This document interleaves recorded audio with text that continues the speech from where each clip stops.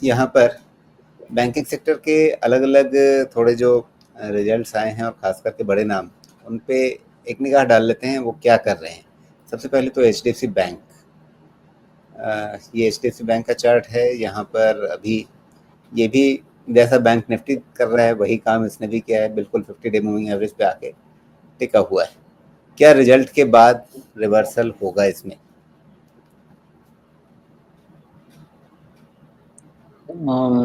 कल एक बार ओपन तो देखें कैसा होता है। न्यूज़ तो पॉजिटिव है। मेन है ना मुद्दा कि जब तक ओपन नहीं होगा ना, ये निम्स वाला कॉम्प्रेशन जो है इसका क्या रिएक्शन है ये नहीं रीड कर पाएंगे। बट हैविंग सेड दैट, जिस तरह का क्लोज है ना कल फ्राइडे का, सॉरी, तो अगर 1953 का जो लो है अगर ये ब्रीच नहीं हुआ तो समझें कि थोड़ा एक्सटेंशन होगा, वो पॉसिबल है। लेकिन बहुत बड़ा रन तो अभी आता हुआ मुझे नहीं दिखता है, बिकॉज जिस तरह की रैली है फ्रॉम 1600 टू 2000 प्लस, इसमें most of the things are already in the price, वो ऑलरेडी है।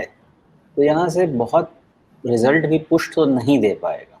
और जी। आती है, अगर आप बोनस का न्यूज़ और 5 रुपये डिविडेंड का न्यूज़ देते भी हैं तो इतना पुश नहीं कर पाएगा उसको भी सीधा 2000 के ऊपर निकल जाए। मान लीजिए निकल जाए तो फिर खुशी मनाएंगे। जी। नहीं, अब वैसे 2000 रुपए का जो लेवल है वो कितनी दूर है? 40 रुपए दूर है, 40-43 रुपए दूर है, बहुत ज़्यादा दूर भी नहीं है। लेकिन ये बताइए, कई बार ये होता है कि आपको पढ़ने में रिजल्ट लगता है अच्छा है, आप उम्मीद करते हैं बाजार का रिएक्शन अच्छा होगा, कई बार हो जाता है उल्टा। क्यों होता है? फिर बाद में लोग सोचते रहते हैं कि अच्छा क्या हुआ होगा। तो उसके लिहाज से खतरे का पॉइंट क्या लेकर के चलेंगे जिसमें आपको लगेगा कि नहीं, बाजार ने इन रिजल्ट्स के बाद भी करेक्शन वाला रास्ता चुना है? हाँ, रीज़न है, ऐसा नहीं है कि नहीं है। नेम्स का जो कॉम्प्रेशन है ये रीज़न है ट्रेडिंग बट नेगेटिव होने का, बिकॉज एक तो आपका करीब करीब 25% का रैली हो गया 1600 से 2000, करीब करीब हो गया 20-25% का रैली। ऊपर से निम्स में कॉम्प्रेशन, हालांकि एक्सपेक्टेड है कि निम्स में इस क्वार्टर में सबके कॉम्प्रेशन होने हैं, उसमें नहीं कोई। लेकिन जो ये रन हो चुका है इसमें most of the positive sense already priced इन है।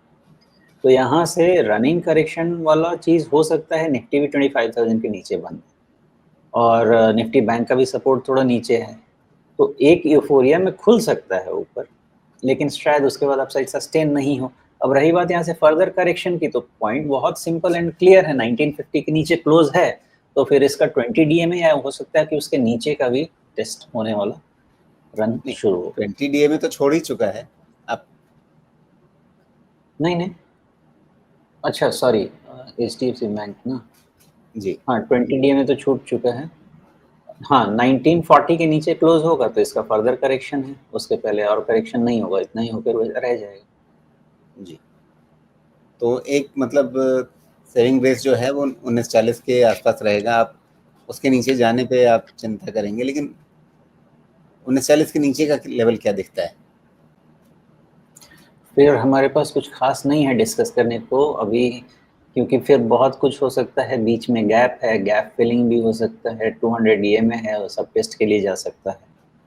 अब उस समय मैच करेंगे कि ओवरऑल फिर सारे बैंक को देखना पड़ेगा कि वो निफ्टी बैंक का क्या कर सकते हैं। मतलब स्टेट बैंक रहेगा, आईसीआईसी बैंक रहेगा, कोटक रहेगा, उन सबको मिला के रीड करेंगे। बट 1940 के नीचे ये चीज़ तो क्लियर है कि फिर हमको चुपचाप वेट करने के अलावा या ट्रेंड रिवर्सल होने के अलावा कोई रास्ता नहीं रहेगा। क्योंकि जी। करेक्शन हो सकता है कि ये पैटर्न लो जो कि 1875 के पास है वहाँ पे भी जाके रह जाए, या फिर पूरा गैप फिलिंग कंप्लीट हो और 1800 या 200 डीए में टेस्ट हो जाए। तो वो जब होगा तब उसके बाद ही वो डिस्कस हो सकता है। लेकिन 1800 के नीचे का मुझे चांस नहीं लगता किसी भी सिचुएशन में। एचडीएफसी बैंक में 1800 एक तरह से डिफाइंड बॉटम जैसा लगता फ्लोर है आज की तारीख में। है आज की तारीख। जी।